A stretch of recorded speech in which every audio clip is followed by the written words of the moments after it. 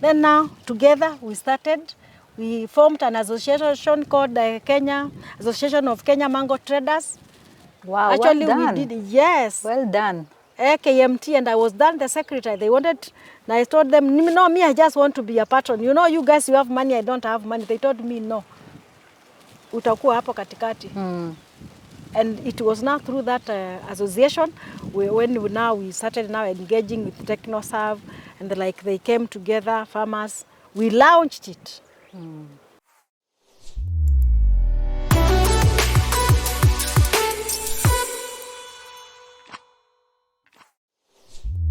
What are the other farming systems that you have other than growing mangoes? Because I can see it's a kind of like a bit of mixed farming. Yes. Yeah, maybe you could tell us more about what other projects that you have in the farm.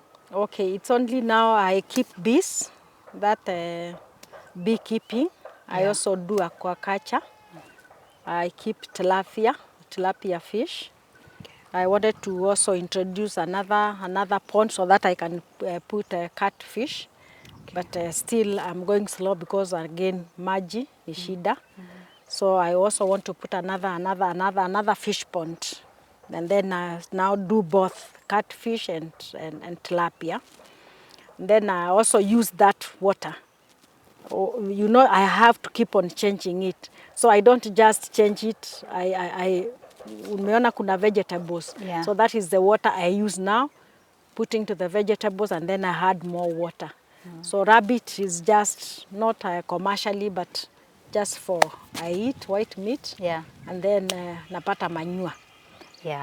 So I also wanted to as I'm aggregating now the market part of it. I started by aggregating from farmers, and when I was going around and talking to farmers, I said, like I said there before, it is good also I get involved. Because when you're telling farmers, do this, and you don't have a good way of showing them, they think you just need money. Anataka tu nimtengenezee maembe. So I decided that when I farm, I will make my farm like a demo farm. Which I'm in the process of seeing how I can now come about and arrange the farm for it to be a model farm. That when farmers come, when they come here, they see good things. But me, because I know and I have a dream, I know hakuna kitu. But then it's a good thing, because when they come, I tell them this is what we call soils, this is what we call zai pits, this is what we call conservation agriculture, the double digging you saw there. And actually, most of the time when we aggregate here, or when I tell the farmers to come, we have an activity to do. Either we are making compost or we are making a biopesticide. So that's part of your you also offer training in that? Yes. I tell them to come with the materials. If I have, like, we use pilipili, that is pilipili, we use garlic, we use neem, green matter, dry matter. So I'll make sure I will aggregate most of the materials. But what I don't have, I tell them to come with. There's a time you come to this farm, the only weed you see is a Mexican marigold, and this ya kupea sungura. That one I don't. Hiyo singoi ni chakula ya sungura. Then Mexican marigold, mvangi, hiyo ni ya kutengeneza biopesticide. So tunagawana, kila mtu anabeba. Naambia na go and practice that. Uweke kwa mboga, after 3 days you are good to go, you can eat. Oh, that's very good. If it is compost, we do it practically. So when they go to their places, they have seen how to do it, because you cannot tell somebody don't use fertilizer and you're not giving them, or you have used too much fertilizer. Can you put some now organic manure? And they don't have the organic manure. I also show them, if you have the organic now, this cow dung and the poultry and what, I have a very big, uliona shimo kubwa pale? Hapo ndio ninamwaga. So unafunika, unawacha zinapoa, ina decompose. Then unatoa unarudisha kwa shamba. Yeah. So this is acting like a demo farm. Yeah. Because nikienda kwako nitakuuliza ile practice tulisema ulifanya. Ukisahau you call me na kufundisha. Yeah. Only that now I don't have an organized way of charging those services. That is why now I'm in a process of packaging myself as a consultant. Okay. So that now when you consult me, now I have a reason to tell you, pay. Although there are people who call me, but now not the farmers around, because I also know ni nini kinawafinyilia. Yeah. Kama mimi sijavuna miaka mitatu, pia wao hawajavuna miaka mitatu. And sometimes it's also good to give back to the community. I also have we also have an environment group that we train on planting trees, and we meet once per month. Actually, we are meeting on this Friday. And that is why you see I was given this as a gift. Yeah. For hii jiko. Okay. Yeah, kwa sababu nilileta huku wakatengeneza majiko 37. Wow. Of now showing them this friendly stove jikos yenye haina moshi, yenye inatumia makaa kidogo ama kuni kidogo. Yeah. So you don't have to chop your trees. You only prune. Na zile zenye umeprune ndio niko nayo hapa, ukitaka utaiona. Okay. So wakati tulikuwa tunatengeneza, the person who was selling the two jikos akanisawadia, sababu nimefanya kazi nzuri kwa community. Because I always talk about tree planting, plant more trees. Na sana hizi. Because naweza panda ile ingine nikatae kutunza, but hii juu najua itanipatia matunda, nitatunza. Yes. Wow. And I know you're an advocate of organic farming. You've told me you're the secretary. Yeah, we have a cooperative called Machakos Farmers Cooperative. Okay. Our cluster is called Matu Cluster. I am the secretary. Okay. And I also represent in the region for the cooperative. Okay. Yes, uko juu. Yeah. Yes, I'm also a food activist. I talk about food safety. Actually, I was involved in making the Machakos draft, Machakos County food safety draft. Wow. I was one of the technical committee members. They incorporated me, though I'm just a private service actor. I'm not in their system. Yes, I also was supported by Rockefeller Foundation. I went to Ghana to speak about food safety. Yes. Those are great achievements, and I'm glad that you're being acknowledged for the great work that you're doing. They find me in the bush talking, and then they're like, Madam, who is sponsoring you? No one. Yeah. Are you sure? Yes. Yeah. Come on board. Yeah. Tell us about this. So I was taken to Farm Radio, Nairobi, Citizen. Yeah. Then they asked me some questions. Why am I helping the farmer? Why the zeal? Who pays me? I said no one. Yes.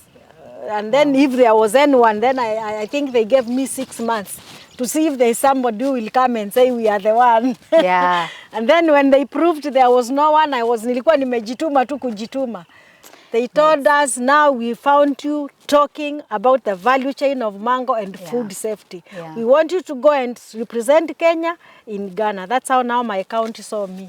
Otherwise, most of my time I've been in Makueni. Yeah, I was going to ask you, how far do you aggregate? Is it only within Machakos? Do you go as far as Makueni? Because I know they have a lot of mangoes there. Yes, Makueni. I started in Makueni actually because Machakos we don't have mangoes. Okay. I've gone even to South Coast, Malindi, Mpeketoni, Mutwapa. Hakuna mahali sijakanyanga, kuna maembe Kenya hii. So kama kuna mkulima, if there's a farmer who doesn't have a market, yes, can they contact you? Yes, they can. Okay. They can. You're open to go and yes, and help with that. As long as ametunza, na nikienda nipate hajatunza na muelekeza tu. Yeah. Yes. Na muelekeza, si kumwachilia. Yeah. Because I'm not a broker. Yes, I will tell you, Mami, I'm not carrying your mangoes because they are like ABCD. Like now this type of mango, hujaniuliza hii ni gani? Yes, ni gani? I have four varieties in this farm. Yeah. This is called Tommy Fabian. This one doesn't go for export, but it's very sweet for eating, but it grows very big. Kama sasa hii imebakia miezi ingine miwili. Hii tutaikula maybe December. Yeah. It grows as big as kichwa ya mtu, but very sweet. So this one is not in the list of export varieties, but we have apple mango. Apple mango is this one, yes. Then we have Tommy Atkins. This is Fabian. So Tommy, this is also a family of Tommy. But the Tommy that goes for export is Tommy Atkins. Is it that one, that tree, yeah? Not this one, the other one. Okay. I have 3 of these. Ina is a kukula. Yes. Okay. And then because this ones doesn't have a lot of acid. Like apple contains a lot of acid. So there is Tommy Atkins. I have apple mango. There is Gowe, where he's standing. This line is for Goes. And we have Kent. 4 of them. Okay. Yes, those are the varieties that go for export. The leading is apple. Okay. Yes. Yeah. So it's only one variety that goes for, but I don't have Kate. Yes. Nilipanda tu juzi. We have a company called Kate Exporters. So they called their company under that mango, after that mango. Yeah. Yes. And I also supply to them, the Kate Exporters. They have also come to this farm to take mangoes. East African growers have also come to this farm to take export mango. Yeah. Yes. So do you aggregate for exports? Yes, that As is you what sell? I do. Okay. Yes. Those 2 companies I sell for. Okay. Yes. Which is your most preferred variety? Apple and Kent. Why? Because of the market or Yes, the ease because of of growth? the market. So which ones? Apple and? Apple and Kent, but and also Kent. Gowe. Gowe. Yeah, and Tommy Atkins. Okay. Yes. But top 2 is mango and Kent. Kent. Yeah, because the apple mango, it is leading in the market, and it's the one that starts. Actually, Tommy and Gowe, they come first, but zinaharibika haraka sana. Okay. Now Kent, ndio hii itazaa January, February, na uko March, when there are no mangoes. Again, I will fetch money. Okay. Yes. So you can stagger. Is it the seasonality? Is it by nature? Or is it the way you have their seasonality is by nature, but still you can time them. Okay. Na hizo vitu nimesema na wani ni maji. Maji, yeah. Yes. Yes, and also smudging, breaking the dormancy, so that haitakaa sana kufikiria kuzaa, inazaa haraka. Yes. And the organic way and the natural way. I and like the what natural you way. explain. Where you're breaking dominance, you stress them up for a few. Is it a month? You don't provide water. Then you stimulate by, what did you say? Smudging. Smudging. Smudging actually is a technology whereby unachukua, kuna kanyazi tulikuwa tunacheza nako tukiwa watoto. Mtu alikuwa anakufanya hivi. Sijui wewe kama hujakuwa ushago uwezi elewa. Lakini maybe najua. Kudunga, kako na jina. Then unachukua kama hiyo Mexican marigold, unaweka kwa kamkebe na unakuja hang tu hapa. Moshi tu. Oh, devil's whip. Hakuna dawa, ni hiyo tu. Wow. So kui-smoke ni kama unaona? Yeah, it's like infusing in another way. Because dormancy is when iko too dormant. So after smudging, you break the dormancy. Wow. Yes. Hey, we've learned so much from you.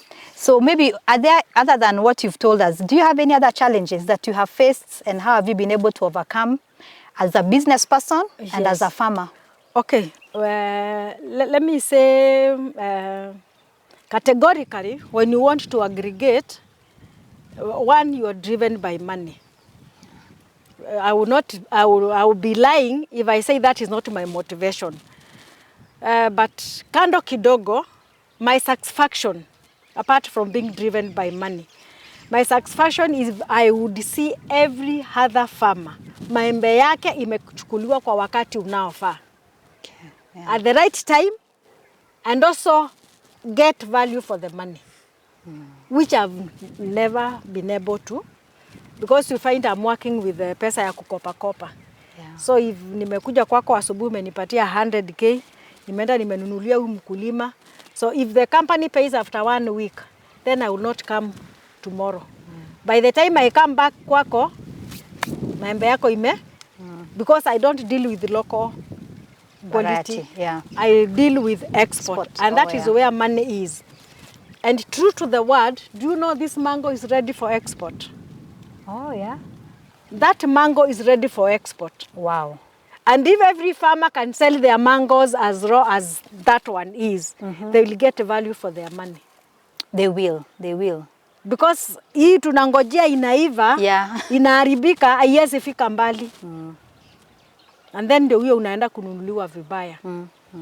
But then you find, if that is now my desire, I've never been able to, because of those challenges. Yeah. Because like I've used a lot of energy now to bring this project into, and that is why I want to take it a step higher, so that when somebody comes here, they can know about this technology, they can know about soil, they can know about poultry, they can know about rabbit, they can know about the aqua business, yes, and they can understand what is happening, you see.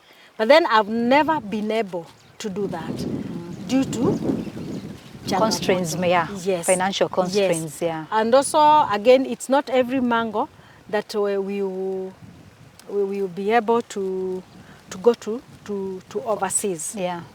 Due to like it can have some deformities, it can have like not the desired quality, but then again you can add value and take it as a dried commodity.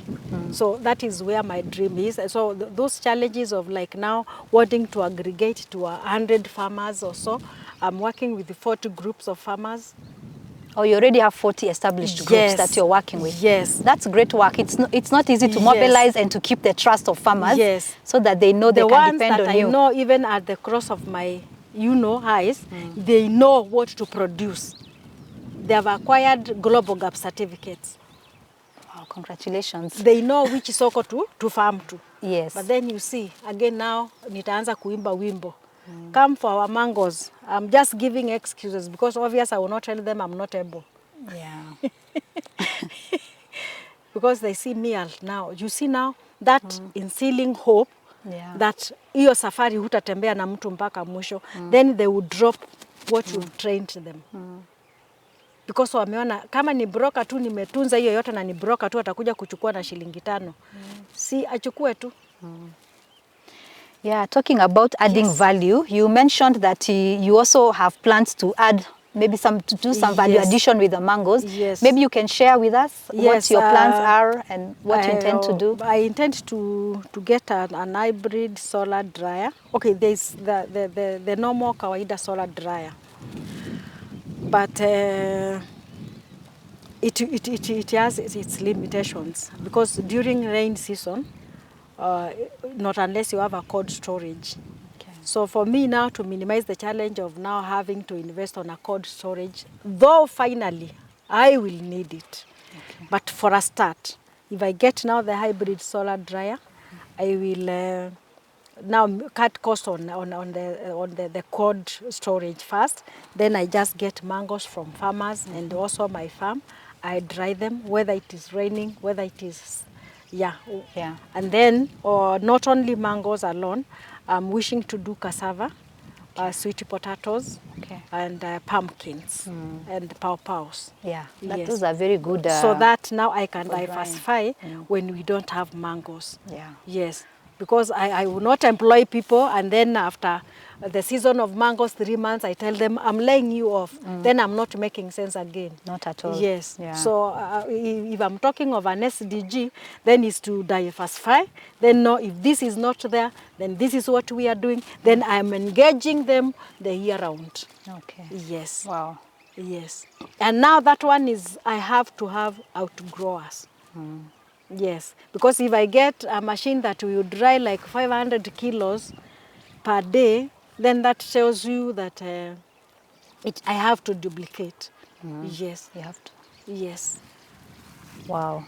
Maybe as we come to the end, do you have maybe institutions you'd like to thank them for maybe the support they've given you, they've worked with you, they've maybe provided some opportunities? Yes. Yeah, maybe you'd like to say thank you to them? Okay. Yeah. First and foremost, I want to thank my God who has enabled me and given me the passion to do this. Because I started doing this not for a salary. And it started, it's a long story way back when I was exporting Asian vegetables to Germany, and there came a major ban on our nation because of chemical residues. And then I sat down because it was not a good episode. It left me what I had taken. Okay, I don't want to say that it had chemical residues, but what happens when something happens, you know, kila mtu ako na njia ya hatutaki vitu za Kenya, hatutaki nini.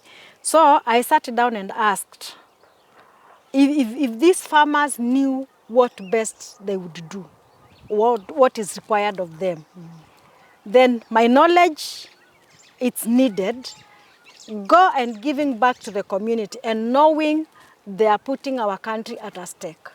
Yeah. And even also our lives. Because day in, day out, tunapiga hizo madawa, tunakula hizo chakula, then we are only now protecting the person we are not seeing, and we get money, but even us here.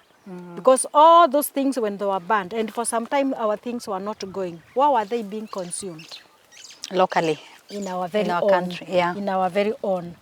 So I told God, if you give me strength and life again, I will work like no man's business. And then I now started. I actually was forcing myself to the farmers. Can you give me 5 minutes? I tell you about something. And then they would listen, they would ask me, others would ask me why, ni nani amekulipa. Okay, I met some challenges because others were saying, you know, na anatuitisha data, wenda ikawa kuna mtu amemulipa pesa, and then that is why she needs our information. But then I told God, kule nilikataliwa sikurudi, lakini kule nilikubaliwa nikaendelea. So it was then when I was doing this charity work, I would call it charity work because I would save for a week to get money to go to see farmers and talk to them about food safety, about madawa, about organic farming, and the rest. So I met this techno-staff staff. Okay.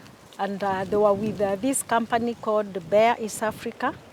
Then that madam called me and asked me, which company are you working for? And then I said, no, I'm an exporter, but I'm just creating awareness. So if you give me this platform, and then she gave me like 15 minutes. And then I talked. And then now the techno-staff guy was there, the business development officer. Then he asked for my contacts. And then he later connected me to groups. He would send me as far as Makueni. There's this group, they need to hear what you're preaching about.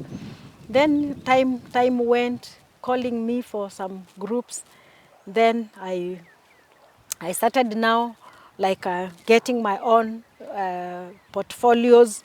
I organize groups, I tell them to register, I tell them to start now like selling together, aggregating together. And that is now when I went and talked to one of the companies that I had known when I was exporting then. And then I told them, I have found these farmers, and they are producing very good quality because I have trained them. So can you give me orders?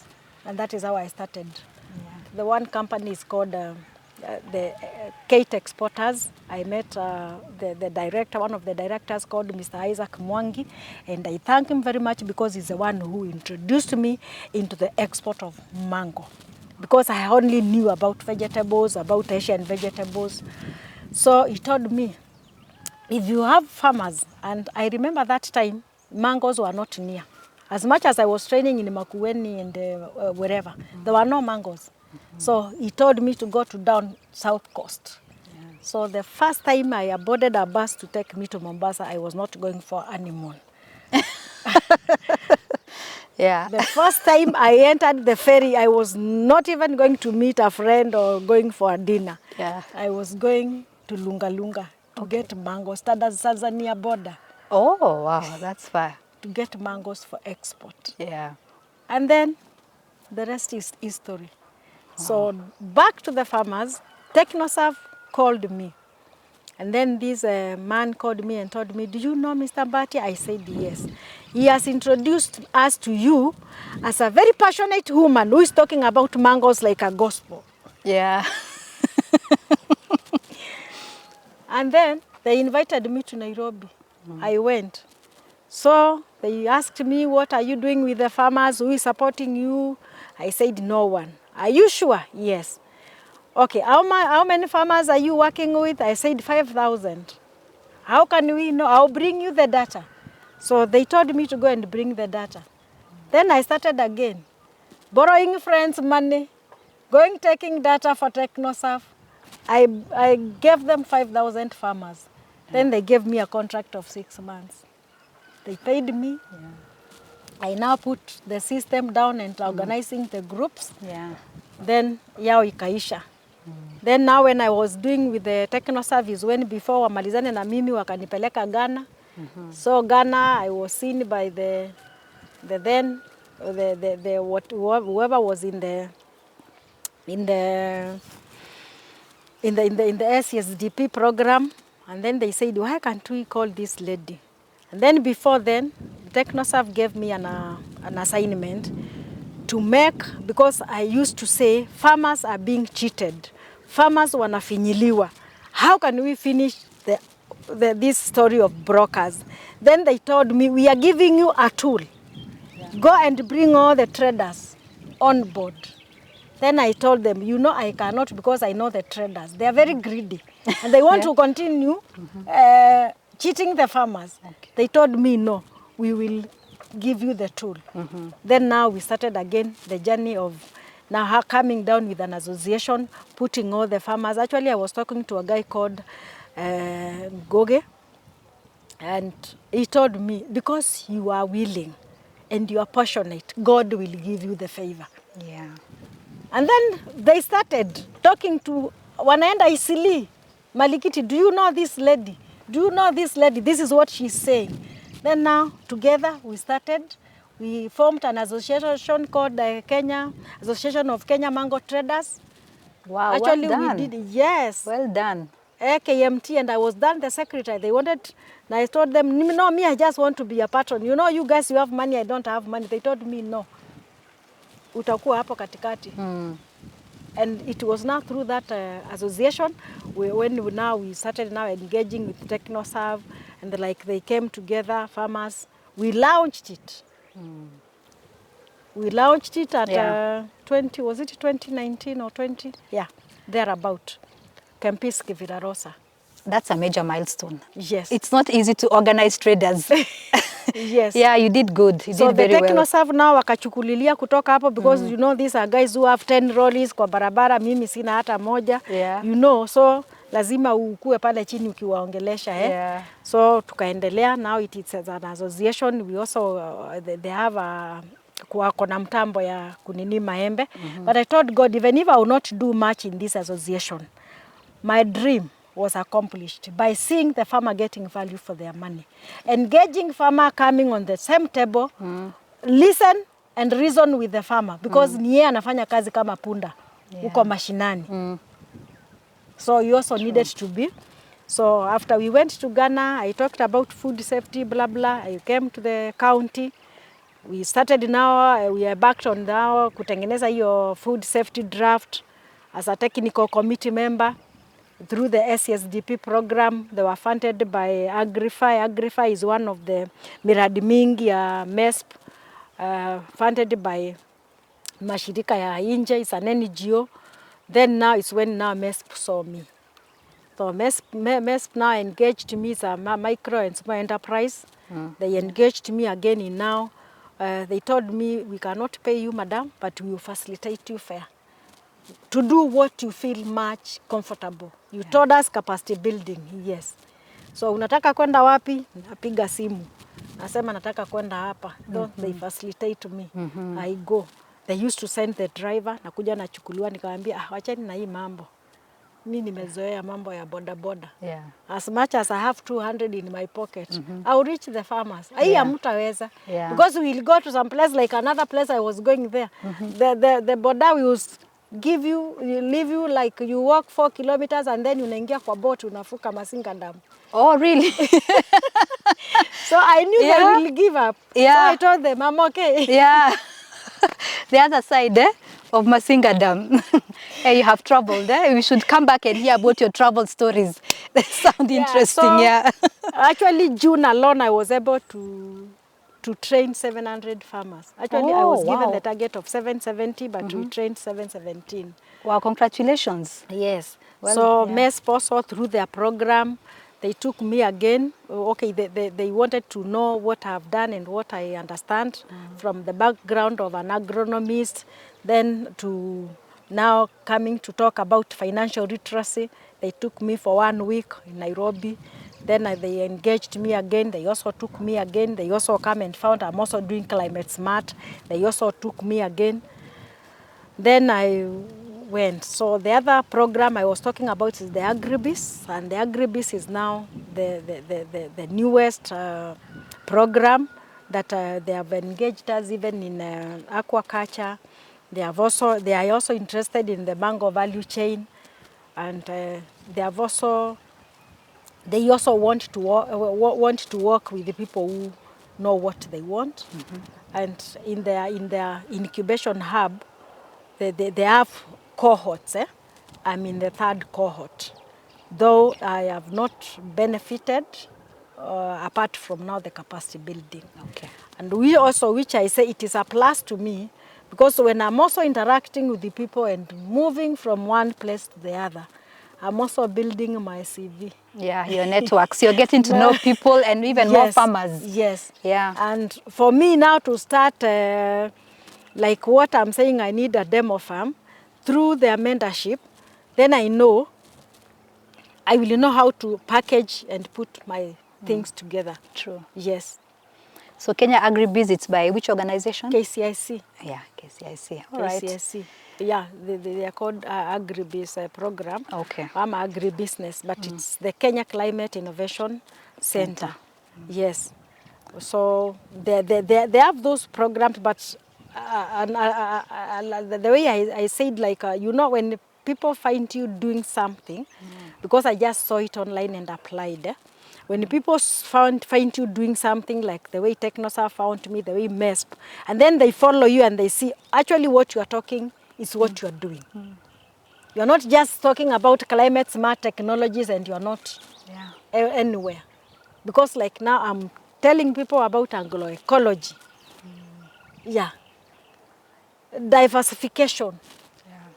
Because I always tell farmers when I'm training them, Mutai Kagwe is something he used to say, and repeat it honestly, that Corona is real. And Corona is here with us. And if you treat Corona normally, it will treat you abnormally. Yeah. The same way I'm saying climate smart is real. It's here with us. Global warming is not even about Kenya. It's here with us. And if we treat it normally, it will treat us abnormally. You see the like sana hapa itakugonga saa zingine you cannot even stand. Na huu mumea jena umesimama hapo masiku yote. So lazima we abandon all our ways. We unlearn all what the cultures that we came with, and then we embrace climate smart technologies. Wow. It is not about farming 10 acres. No, not at all. I mean, we've learned so much on your... How big is your acreage here? Yet you've done so much. 2 acres. 2 maybe point something, maybe I and you've done wonders with it. So that's a great way of ending. That if we treat climate... If we treat climate change normally, yes, it will treat us abnormally. Yeah, that's a great way to end. Thank you so much, Ann Mulwa, for having us. Yes. Maybe you can tell us if someone wants to reach you for aggregation, for training, to visit your farm and learn from you, how can they get in touch with you? I'm the founder and the CEO of New Africa Fresh Vegetables Exporters. Do you want to share your WhatsApp number? 011 0258 771. 011 0258 771.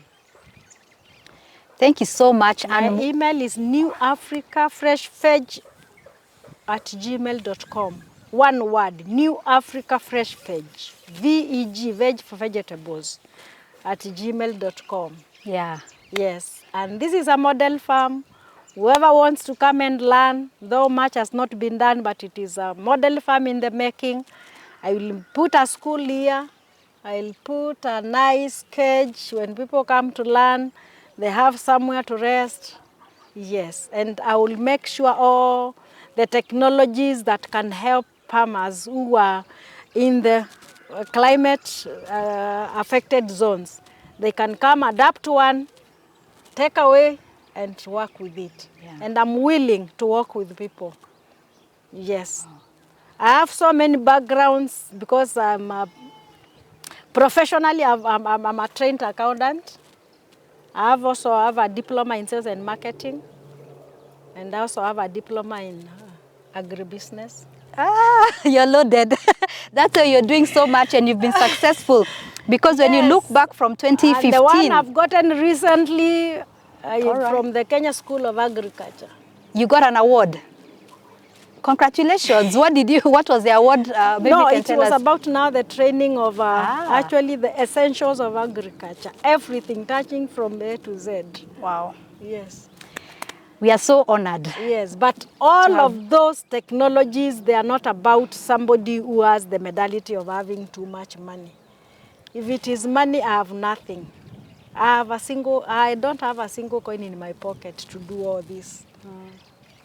But with God, and when this mind is willing, attitude, you can do exploits. You can. Yes. And you've shown us that you can do exploits despite the limitations you have for resources. You've really done well, and we are so happy and pleased that you've taken the time to share those very valuable lessons on business, the business side of mango farming, the mango production itself. So thank you so much, Ann. Thank you. For having us in your farm. Asante sana. Mtakaribia tena na tena, maembe ikiwa tukule. Yeah. Thank you, Ann. All right. Thank you so much for being with us up to the end of this show. We've learned so much from Ann Mulwa, a resilient mango farmer in Machakos County, and we've learned so much from her. So for more information, connect with us on our social media platforms at Shift Agrihub. Visit our website where we'll have more resources for you. So thank you very much, and see you next time as we feature another entrepreneur or an agribusiness expert who we are going to learn from and encourage you, inspire you to start and grow your agribusinesses. Thank you.